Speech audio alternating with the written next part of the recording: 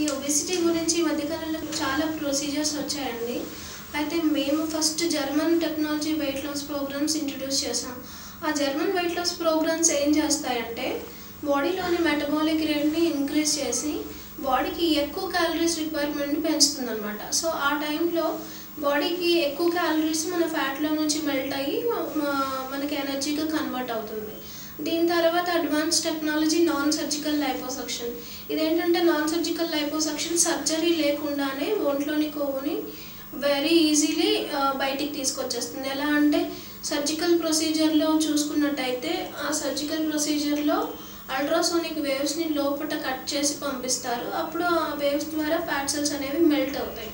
So అలాగే ఈ non surgical లైపోసక్షన్లో కూడా అల్ట్రాసోనిక్ వేవ్స్ పంపిస్తారు. కాకపోతే ఇక్కడ కట్ చేయడం కానీ అనస్థీషియా ఇవ్వడం కానీ పెయిన్ బ్రూజింగ్ ఇట్లాంటివి ఏమీ లేకుండా ఏ భాగంలో ఎక్కువగా కొవ్వు పేరుకుపోయిందో ఆ భాగంలోనే ఫస్ట్ ఆ ట్రీట్మెంట్ ప్రొసీజర్ని అప్లై చేసి అక్కడ మీకు ఆ వేవ్స్ని అల్ట్రాసోనిక్ వేవ్స్ని పాస్ చేస్తే అల్ట్రాసోనిక్ వేవ్స్ ఫ్యాట్స్ అన్ని కంప్లీట్గా బ్రేకప్ చేసేస్తుంది. కంప్లీట్గా బ్రేకప్ చేసేసి దాన్ని మొత్తం ఎనర్జీగా కన్వర్ట్ చేయడం, మిగతా రెస్ట్ ఆఫ్ ద అమౌంట్ మీకు ఫికల్ మ్యాటర్ ద్వారా ఎక్స్క్రీటరీ సిస్టమ్ ద్వారా వెళ్ళిపోవడం జరుగుతుంది.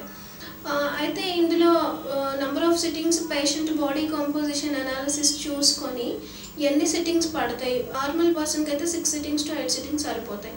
కొంచెం ఓవర్ వెయిట్ వాళ్ళైతే 8 to 12, ఇంకా ఎక్కువ వెయిట్గా ఉన్న వాళ్ళు 12 to 15 సిట్టింగ్స్ సరిపోతాయి. దీంట్లో కంప్లీట్గా పర్మనెంట్ సొల్యూషన్ ఉంటుంది. ఒకసారి ఆ ఫ్యాట్ సెల్ వెళ్ళిపోతే మళ్ళీ పెరిగే ఛాన్సెస్ ఉండదు. ట్రీట్మెంట్ తర్వాత పోస్ట్ మెయింటెనెన్స్ మీద కూడా కొంచెం జాగ్రత్తలు తీసుకుంటే చక్కగా ఫలితాలు ఉంటాయి.